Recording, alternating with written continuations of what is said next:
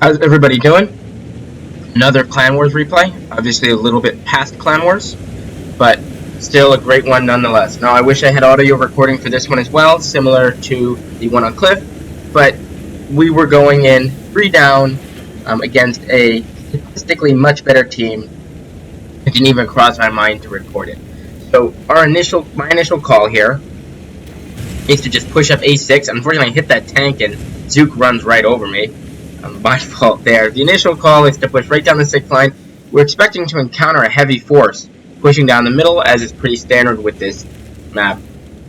However, we're a little bit confused initially because nobody gets lit, so immediately calling for everybody to start taking these little rocks and dips and alcoves in here, as you can see me clicking on the map there, just in case they're trying some sort of push maybe down the 1 line.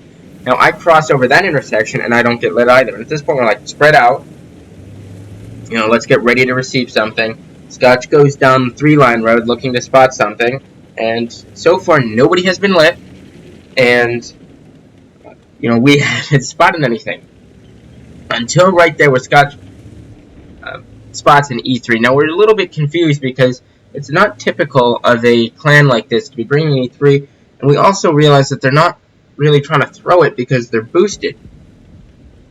So, kind of talking about my theories there on the cap as to, you know, us, maybe them trying to lure us into the cap and then they push out. So that's going to be how we're going to set up to beat this. Now, Scotch and Rage now spot another E3 and a VKK. And at this point, I'm figuring they must be camping.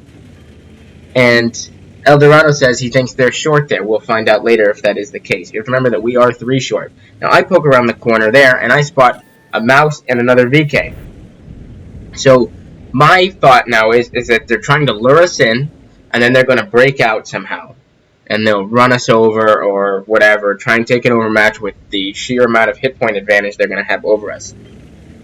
Now, this is another thing I like about the IS-7. Since you're able to get so much health on it, the hit point differential isn't always that bad when you're in a situation like this. Remember, a mouse can have 3,300, and that is just 520 more than the hit points I have on my vehicle right now. So I'm going to keep poking this corner. Right now, the idea is let's just hold him here. We'll run out the clock, and we'll see if maybe we can get him out of there. But we'll see. So I'm going to speed up this replay a little bit so that we don't have to watch everybody just sit around. Now I'm calling for tanks to start adjusting in case maybe they try some 6-line push. We want to be able to get some crossfire. I take another HE round. Not a big deal. The call that I like to use is poke for spots, not for shots. And the meaning of that is, you know, poke out enough that you can just spot people, but you're not sitting there trying to aim or take a shot. Just spot and then get right back. That's all we need. And the reason for that here is we don't want a mouse creeping up to Echo 1 where I can't see it, and then maybe there's 8 heavies behind it, and then we're in trouble because nobody's in position. So I'm calling for a couple of tanks. The 279 clears out the A0. Now, often they leave a few chieftains up there, which are extremely difficult to dig out, but there's nothing over there. So now I start shifting more tanks. Now the idea is, as you can see on the map, is that we're going to send tanks to Alpha 7, and then we'll push tanks up to about Charlie 5, leave a few down here, and we're going to try and cap out. And in the process of them trying to reset, the tanks in the Alpha line will be able to reset them and hopefully get some good farming damage. You'll see the rotation start to happen in a second. Again, I'm still laying my plan out. And there we go. There's Pac, who's moving in a position right there, just a spot. Now you have to be very careful here in these situations because, again, if you poke, we all have 490 alpha. And we're the ones who have the bad dispersion. They're pre-aimed on these corners with 750 alpha. So the odds are not in our favor if we want to play the poking game. So what we need to do here is move quickly, swiftly, and make them come out. And you can see now the 3 IS-7 start rotating. Scotch is going to come down here and be part of this 4. It'll be 4, 4, and 4 to make 12. 4 on the high side, 4 on the cap, and 4 supporting low on the E line to hopefully get some more crossfire on those tanks trying to reset. So in a moment here, I'll call for it. What I really want right now is for those IS-7s to get grouped up. And as soon as they start to move, we'll put this back into 1 times speed. Again, we're on 2 times speed right now. That's why those IS-7s are moving so quickly. Call for Scotch to get on that ramp. The idea there is that if a mouse does come down E1 or down the 1 line at all, he'll be able to have advanced warning on it, and we'll see how that plays out later. 279 spotted in the middle. Again, not much changing. They have a huge group of tanks over there, and now we're going to go to 1 times speed as those IS-7s get ready to go. So I'm asking right now, is everybody in position on the A line?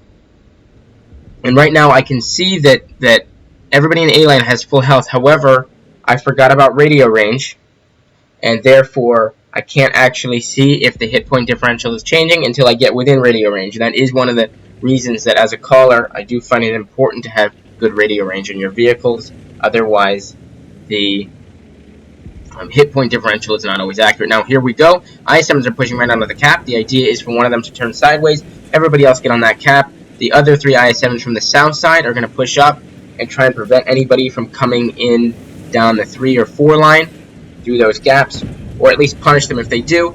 And now they have 3 on cap, so the enemy team really has to start to move. As that mouse pokes out, he starts to get nailed. I'm going to start taking out this 279E here with Coruscant. 2 good shots there into that 279. He's on half health before he even knows really what to do with it. Putting another one in there. Unfortunately, that bounces off of the troll armor. If you're wanting to know more about 279E, I did put a video up on how I deal with 279E. Cap is now down to 4 seconds, 6 seconds, 5 seconds, and now they reset. However, they're panicking. Putting another shot there into 279E, and I'm asking Coruscant, ignore the E3, let's just focus out the 279. The cap is back down to 6 seconds, and the tanks on cap are doing a fantastic job of dealing with that. Still working on this 279E here. Again, a very trolled tank. Unfortunately, Veg gets set on fire, but right now we're down 6,000 health, 5,000. However, we are taking out vehicles. Now the IS-7s on cap are starting to get very low on health. The E100 finishes off Mossy, and now Scotch is going to go down there and deal with that mouse. Now I'm afraid that mouse is just going to ignore him and just come around the corner. So I decide that I'm probably just going to push this 279E. The guys on the Alpha line are doing a fantastic job just nailing everything coming into that cap circle. Unfortunately, right now, the cap is pretty much overrun. And now it's going to be the job of the guys on the Alpha line to dig them out of position. Bad focus fire there by me. I could have shot something else. My idea was I just want to get one shot in here. Not the greatest play. I'm just trying to get out of the way of the C3. Looking to kill this mouse. There we go. Luckily, the E3 low rolls on me. Unfortunately, I take a hit from a VK and an E100 there. Am I going to be able to get one more shot in? I get one on the VK. Unfortunately, it goes right into his track. I was trying to get the rear drive wheel. But right now, we're still up 2 tanks. Unfortunately, we're down 5,000 health. So let's see how this plays out. Armored Fury here is going to work this corner. And again, these tanks in the Alpha 7 area are just hammering everything. Veg is hanging onto that cap circle. I think he's hauled down there behind a dead E3. Veg is going to go around trying to kill this mouse here. Unfortunately, he's going to take 1,000 damage from the mouse and the E100 combined, and Veg finishes off that mouse. Armored, unfortunately, doesn't get the pen on the E100. But the team has now cut the hit point differential to almost equal. Scotch is still down there playing around with that mouse, and Coruscant has gotten the butt of the E3, and Rage from the north helps finish him off. Armored, unfortunately, doesn't get a second pen, but luckily, Coruscant on 46 health is going to help him out, and Eldorado is going to end up finishing that tank off. Now we're down 2,000 health, but we're up 3 tanks. So this is where we just have to make sure that we have the full health tanks going first. Eldorado takes a hit, bringing him down to a one-shot. Luckily, he has some hard cover. Scotch is still playing around with that mouse, making that mouse completely useless. Great job down there. Coruscant puts another one into that E100. So does Rage. Rage can take a hit. The E100 fires at him. And let's see if we can't take the E100 down. Coruscant is going to finish that tank off, and now it's just 2 vehicles left. So it appears, unless there's 2 tanks somehow hiding, we're too short. So I guess we were both on the same page there. However, they all boosted, and we did not.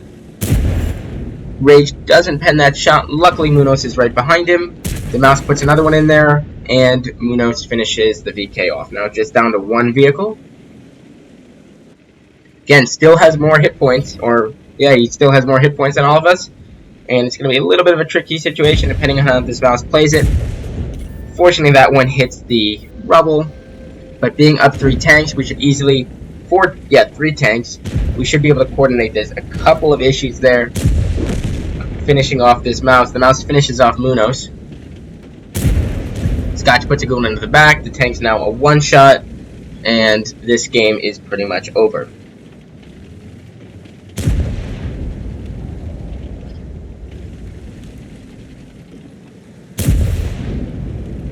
Let's see if we can't finish this mouse off. I remember laughing saying, how many people does it take to kill one mouse? But it's alright. Scotch is going to get a side. There we go. Good shot there for 507. And Rage is going to finish him off with a great hit to the lower plate. Fantastic win there against all odds. We were not going in there expecting that result, I would say. We were mainly shooting for our 5 kills. But we did get a great win. Let's take a look at the post game. So, everybody, great damage spread there. Almost everybody above 1300. These 2 tanks were the ones who went into cap first, so we can't blame them. I believe Pack was the one who had to turn sideways, so the fact that he got a shot off is perfectly, or is quite nice there. Great job to Armored Fury on the north. Same with Coruscant killing that E3 on the south. Scotch over there making a mouse completely useless and ending up finishing him off. And just a great all-round game. Again, despite firing nothing but gold and premium ammunition and premium consumables, still made 53k, as is standard when we run battle payments for 103,000 credits. So, hope you enjoyed this one. Again, I wish I had audio for this, but I don't believe I recorded it. And I will see you in the next one. Thanks for watching.